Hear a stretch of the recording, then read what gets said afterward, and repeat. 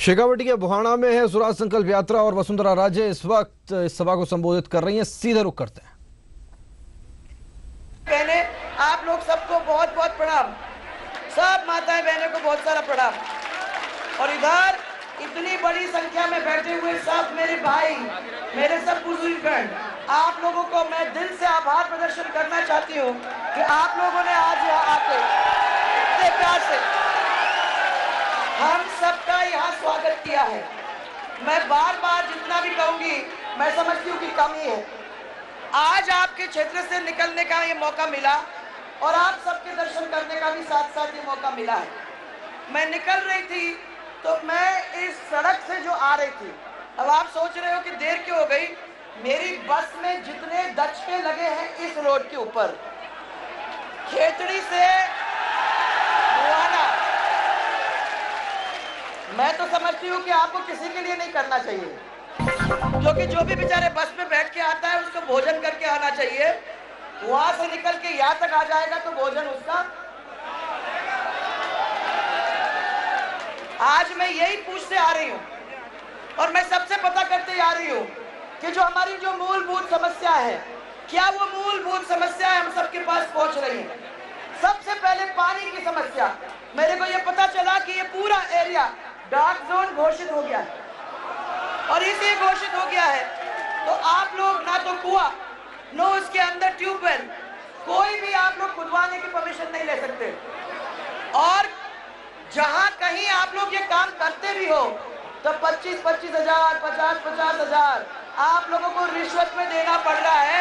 ये भी मैं सुन रही। माने डार्क जोन है, परमिशन नहीं है, कुएं खुद रहे हैं, ट्यूबवेल खुद रहे हैं और लोग उसमें जोरदार तरीके से रिश्वत ले रहे हैं। मुझे समझ में नहीं आ रहा है कि कैसी सरकार। जहां तक बिजली का सवाल है, वहां मुझे ये बताया जा रहा है कि बिजली की तो बहुत हालत खराब है। जो घर के अंदर माताएं बहनें बिजली मिल रही है क्या?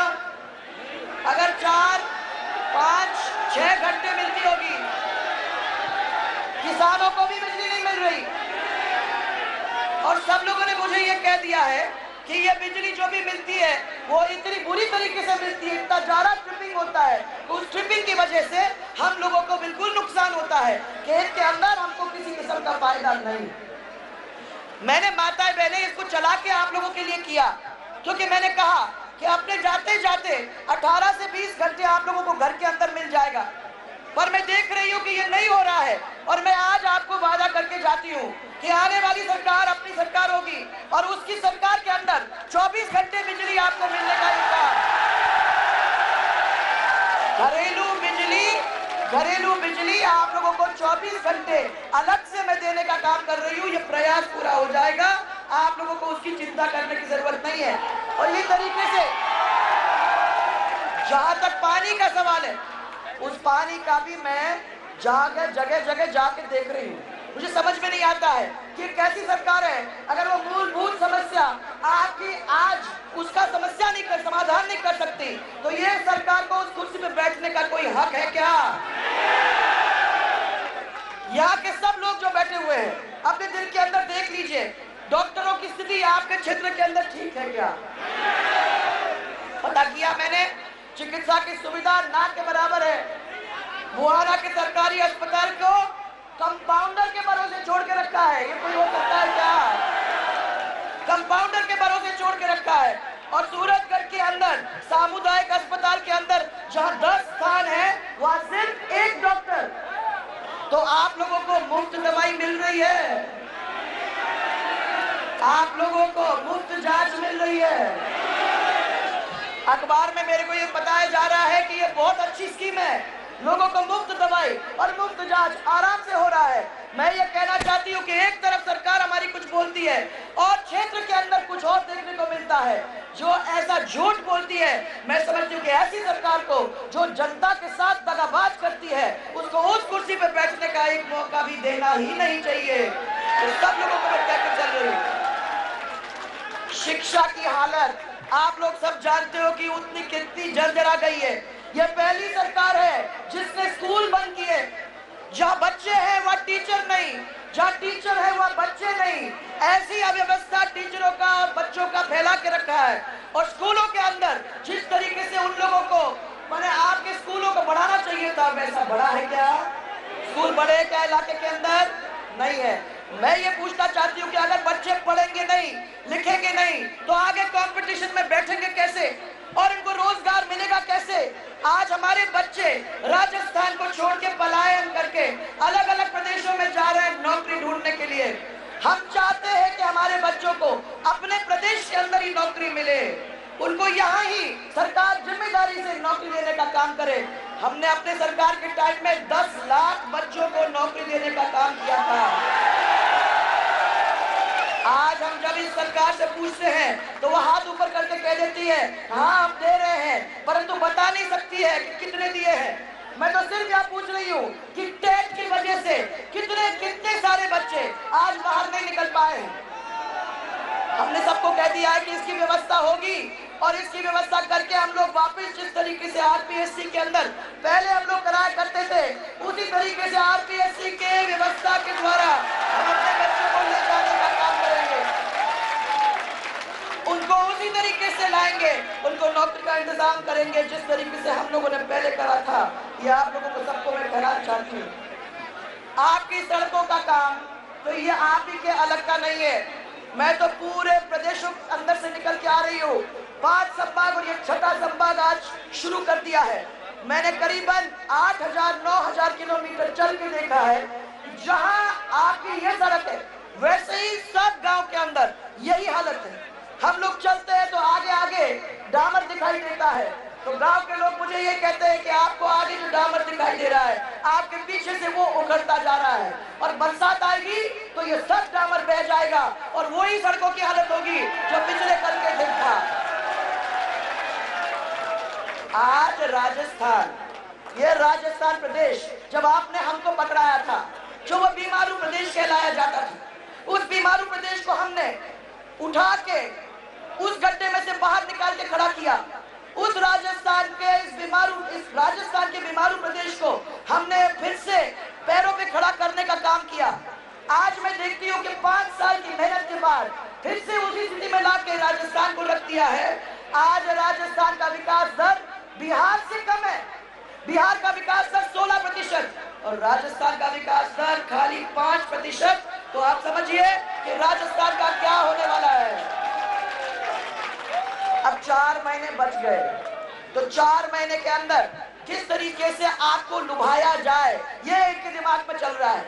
तो मैं देख रही हूँ लैपटॉप के पैसे ले जाओ, साइकिल के पैसे ले जाओ, चावल के पैसे ले जाओ, गेहूं के पैसे ले जाओ, पेंशन के पैसे ले जाओ, कुर्ते के पैसे ले जाओ, कुर्ता पजामा का पैसा ले जाओ, साड़ी के पैसे ले जाओ, और अभी मैं सुन रही हूँ कि 1 प्लेट और 2 कटोरी भी आपको मिल जाएगी तो उसको भी लेते जाओ। तुम्हारा पूरा घर बसाने का काम इस सरकार ने कर दिया है, और वो 4 महीने के अंदर। तो मैं ये पूछना चाह रही हूँ कि 4.5 साल तक ये काम क्यों नहीं किया? अगर 4.5 साल तक करते तो पेंशन 4.5 साल मिलती, ये सब काम 4.5 साल तक होते। हम लोगों ने भामाशाह योजना जो चालू की थी उसके अंदर अगर इन लोगों ने काम किया होता तो ये 4.5 महीने में करने की जरूरत नहीं होती। और आज जिस तरीके से पैसा फेंका जा रहा है, IAS के अफसर चिंता ये कर रहे हैं कि क्या 2 महीने में उनको तनख्वाह मिलेगी। आज राजस्थान को आप उस हालत में लाके रख रहे हो कि वहां के अफसर लोग ये सोच रहे हैं कि कहीं ऐसा तो नहीं कि हमको 2-3 महीने के बाद तनख्वाह ही नहीं मिलेगी। क्या राजस्थान को फिर से बीमारू के क्षेत्र के अंदर लाने का काम हम लोग करने वाले हैं? हमारी महिलाओं की हालत देखो। माताएं बहनें, आप लोग सब जानते हो कि कितना अत्याचार हो रहा है। घर में पीने के पानी के लिए 2-2 किलोमीटर दूर जाना पड़ता है। टैंकर की खरीदारी होती है तो 1000 रुपया देना पड़ता है। महिलाओं के सुरक्षा 0 है, बिल्कुल ही नहीं मिल रही है। महिलाओं के साथ किस तरीके से खिलवाड़ हो रहा है आप लोग अच्छी तरह से जानते हो। और राजस्थान वो एक प्रदेश है जहां महिलाओं की बिल्कुल कदर नहीं है। याद रखो कि इतिहास में राजस्थान वो प्रदेश था जहां महिलाओं की बहुत जोरदार कदर होती थी। और अगर महिला के घर में कदर नहीं होती है तो घर आगे बढ़ नहीं सकता है, प्रदेश आगे नहीं बढ़ सकता है। और जो घर का मुखिया जो घर का मुखिया अपनी बेटी और अपनी बहन और अपनी बहू की इज्जत को संभाल नहीं सकता है, उसको तो चुल्लू भर पानी में डूब के मर जाना चाहिए। ऐसे को तो उस कुर्सी पे बैठने का हक ही नहीं है। आज मैं आप लोग सबको कहना चाहती हूँ, किसान भाइयों, बरसात हो गई, सब लोग किसान के अपने खेत में जाएंगे, और खेत में जाके अब समय आ गया है जब आपको बिजली की जरूरत है, जब आपको पानी की जरूरत है, जब आप लोगों को खाद और बीज की जरूरत है। मैं पूछना चाहती हूँ, आप लोग गए होंगे पता करने के लिए, किसी को खाद मिला, किसी को बीज मिली? आज मैं अखबार में देख रही हूँ कि किसान चक्कर काट रहा है झुंझुनू में, तू पूछ रहा है कि मेरे को खाद और बीज का इंतजाम करके दे दो, परंतु खाद और बीज ये सरकार समय पे नहीं दे सकती। और जब फसल उग के कट के आती है, जब बाजार में उसको ले जाते हैं, तो उसको सही तरीके से उसका मुआवजा नहीं मिलता। और मैं किसान भाइयों से आज ये पूछूं कि जयपुर के अंदर तो हमें ये बताया जा रहा है, जब प्राकृतिक आपदा पड़ी, जब पाला पड़ा, जब ओला पड़े, तो आप लोगों को जोरदार मुआवजा दिया गया था। क्या आप लोगों को मिला? किसान भाई, आप लोग किसी को मिला? वहां दिल्ली में, जयपुर में लिखा गया कि आप लोगों को जो बिजली के दाम थे वो कम कर दिए गए और पैसे का एक जोरदार पैकेज मिला। क्या ये मिला आपको? किसान भाइयों, सहकारिता की ओर से क्या आपको 1,50,000 का ऋण बिना ब्याज का किसी ने दिया है आज तक? किसी को मिला है आज तक? कुछ लोगों ने कहा कि हम लोगों को तो मिला, पर हमको उस ब्याज में से 25, 30, कहीं 50,000 रुपए देने पड़े। किसी को भी 1,00,000 रुपया टोटल भी नहीं मिला है। कहते हैं मिलते हैं तो 25,000 या 50,000 और सब पैसा दूसरे लोग खा जाते हैं। आज ये स्थिति है सरकार के अंदर, पूरी तरह से भ्रष्टाचार व्याप्त है। और इसीलिए मैं कहती हूँ आप लोगों को, अपने बच्चों को आगे कर दिया, अपने परिवारों को आगे कर दिया, अपने जो पार्टी के लोगों को उनको सुदृढ़ बना दिया और राजस्थान की जनता को सड़क के ऊपर लाने का काम इस कांग्रेस की सरकार ने आज किया है। इसीलिए मेरा आप लोगों से कहना है, बताओ, आप सब यहाँ इकट्ठा हुए हो, बताओ एक नया राजस्थान बनाने की तैयारी है क्या? क्या युवा, महिला, हमारे यहाँ सब भाई और बुजुर्गन ये तैयार है कि हम लोग सब मिलकर चलेंगे तो एक समृद्ध, एक खुशहाल, एक बहुत जोरदार राजस्थान, एक ऐसा राजस्थान जिसको फिर से लोग देखने को और छूने को यहाँ देश में आए। खाली गुजरात नहीं, खाली मध्य प्रदेश नहीं, परंतु राजस्थान भी। आप देख लो 65 साल निकल गए, 65 साल निकल गए और 65 साल निकलने के बाद मेरा समय 5 निकाल दो, 7 भैरव सिंह जी का निकाल दो, 53 साल अपन ने कांग्रेस को दिया। उधर मोदी जी को 15 साल दिए, उधर मोदी जी को 15 साल दिए और 15 साल के अंदर मोदी जी ने गुजरात का काया पलट करके दुनिया के अंदर गुजरात छा गया है। देखा आपने? इस तरीके से मध्य प्रदेश के अंदर आपने देखा, शिवराज जी चौहान ने 10 साल में काया पलट कर दिया है मध्य प्रदेश का। और 53 साल के बाद राजस्थान आज भी गड्ढे में पड़ा है। मैं कह रही हूँ कि अगर भारतीय जनता पार्टी के हाथ में आता और हमको 53 साल मिलते तो आपको कहीं देखने की जरूरत ही नहीं होती, एक चमन बन जाता अपने क्षेत्र के अंदर। आज तो मैं देख रही हूँ कि पैसे हो रहे खर्च, परंतु पैसे जनता के ऊपर खर्च नहीं हो रहे। पैसे अखबारों में खर्च हो रहे हैं, एडवर्टीजमेंट में खर्च हो रहे हैं, परंतु जनता के ऊपर नहीं। लाखों करोड़ खर्च हो रहे हैं। ये पैसा अगर जनता में खर्च हो जाता तो मैं समझती हूँ कि वैसे ही राजस्थान आगे बढ़ जाता। इसलिए आज के दिन हम लोग आपके बीच में आए हैं। मैं आपसे ये पूछने आई हूँ कि आप लोगों को आगे चल के इस सरकार को बदलना है, क्या आप तैयार हैं? इनकी रेवड़ी, इनकी खैरात, इनकी सौगात, ये सब ले लो, ये अपना ही पैसा है। और अगर अपन नहीं लेंगे तो ये मान के चलो कि वो काले धन में जमा हो जाएगा जो स्विस बैंक के अकाउंट में इन लोगों के सबके पैसे रखे हुए हैं। मैं आपको ये कह दूं कि तय कर लो, ये सब अपना है, अपन इसको लेंगे, परंतु साथ में अपन एक नया राजस्थान बनाएंगे, एक ऐसा सुंदर सा राजस्थान जो सुंदर से राजस्थान को देखने के लिए बाहर से आएंगे, जहां हमारे बच्चों को नौकरी मिलेगी, जहां हमारे किसान मजबूत हो जाएंगे, जहां हमारे व्यापारी नए नए अपने संस्थाएं बनाएंगे, जहां हमारी माताएं बहनें सुरक्षित होकर अपना सिर ऊंचा करके चल पाए, जहां उनको पानी और बिजली समय पर मिले, ऐसा राजस्थान बनाने की तैयारी है क्या? हिम्मत है क्या? मैं अभी एक गांव से निकली थी, तो गांव में लोगों ने बोला कि हमारे यहाँ मर्डर हुआ और ये मर्डर में 4 बच्चों की डेथ हो गई। आप इतना बड़ा और इतनी निर्मम हत्या हुई है, इसको आप मेहरबानी करके सीबीआई को दे दो। तो मैंने उनको यही कहा कि सीबीआई जो होता है ना, वो हम सब के लिए है, आपके लिए नहीं है, जनता के लिए नहीं है। सीबीआई सीबीआई है ये गुलाब जी के लिए, सीबीआई है हम लोगों के लिए, सीबीआई आप लोगों के लिए नहीं है। सीबीआई उन लोगों के लिए है जिनको राजनीतिक रूप से हम लोगों को क्रश करने की जरूरत है। सीबीआई उन लोगों के लिए है जो जिसको इस्तेमाल करके ये कांग्रेस पार्टी ने दिल्ली से लेके कन्याकुमारी तक और दिल्ली से लेके कश्मीर तक लोगों को दबाने का काम शुरू किया है। मैं सब लोगों को कहना चाहती हूँ कि हम लोग मिलके अगर 36 से 36 कौम और सब मजहब मिलके आगे बढ़ेंगे तो ये विश्वास दिला चाहती हूँ कि प्यार के साथ, झगड़े के साथ नहीं, प्यार के साथ हम लोग इस नया राजस्थान को बनाने में पूरी तरह से काबिल होंगे। इस वित्तीय वर्ष में बिजली को लेकर कितनी सारी घोषणाएं हुई जो आज पूरी नहीं हुई है। 75,000 कृषि कनेक्शन दिए जाएंगे, दिए 13,000। 50 गांव में विद्युतीकरण होगा सिर्फ 8 गांव।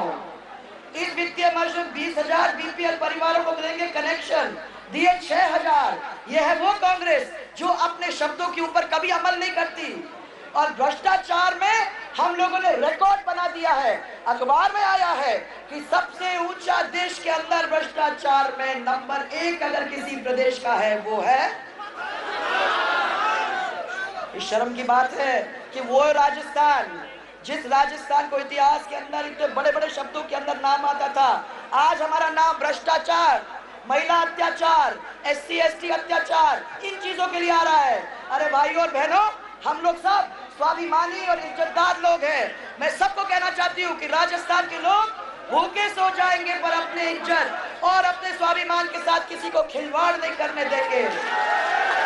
इसलिए डरना नहीं है, हम लोग सबको मिलके आगे चलना है।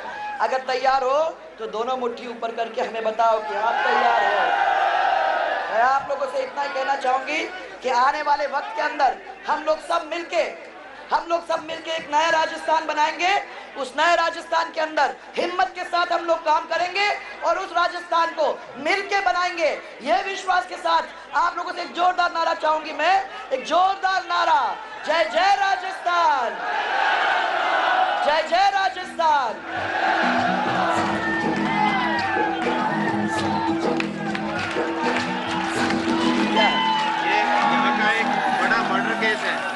ये स्वतंत्रता सेनानी है प्रदीप शर्मा, ये सीबीआई की जांच चाहते हैं। ये स्वतंत्रता सेनानी का पौत्र है, सारा बहुमत से मसला। अब एक और बात मैं आपको बताना चाहूंगी कि समाज सेवी और पर्यावरण प्रेमी प्रदीप शर्मा जी, जिनको आप लोग अच्छी तरह से जानते हैं, जो स्वतंत्र सेनानी पंडित तारकेश्वर शर्मा जी के पौत्र हैं, उनकी अवैध खनन माफिया द्वारा हत्या हो गई है। और कौन जांच कर रहा है?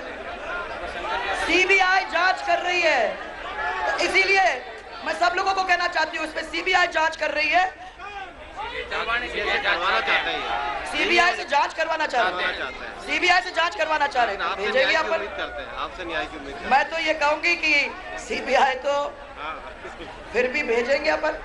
आजकल सीबीआई को टाइम नहीं है भैया काम करने का। एक ये धरने परंतु आप धरने पे बैठिए। मैं तो समझती हूँ कि अपने ही पुलिस वालों से इसको कराना पड़ेगा। अपन करेंगे राजस्थान में, अपने पुलिस वालों से ये लोग करेंगे।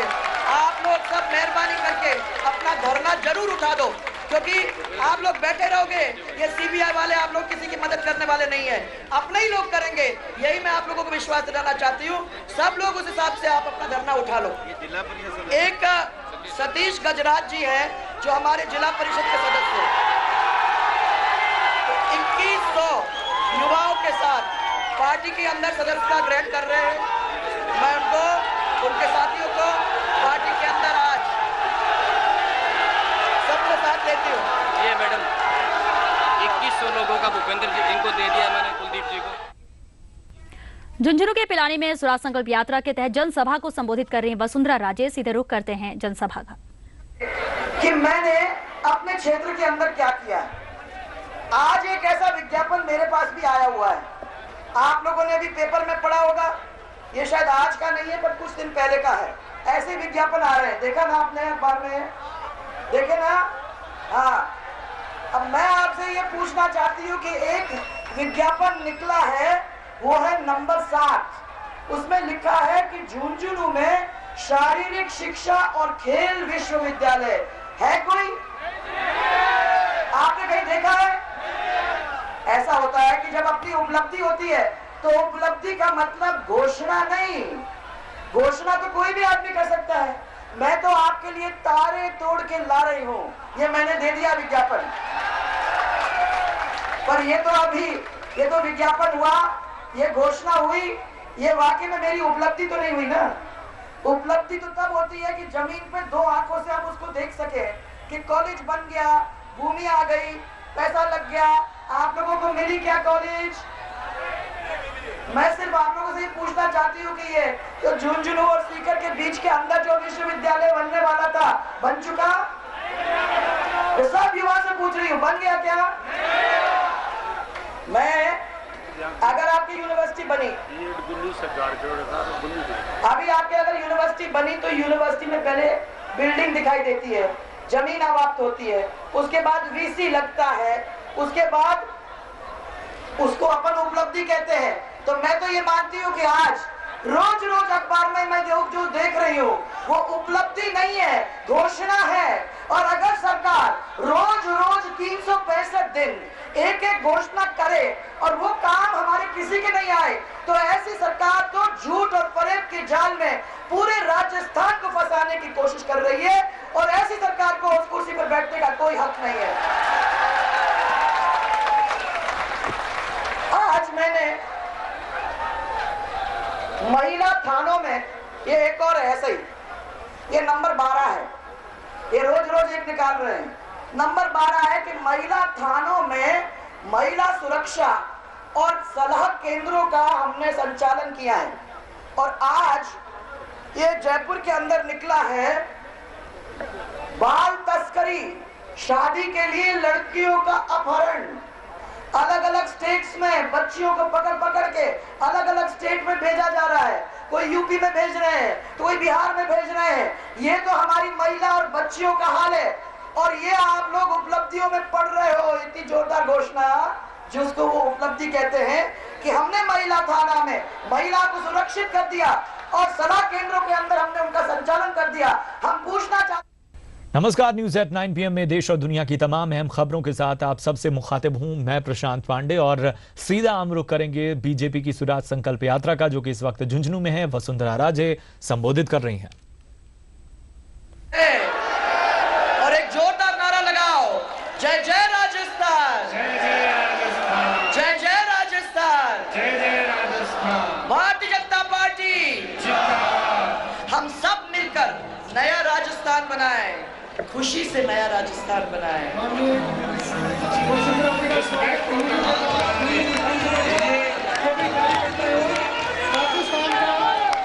बहुत जोरदार।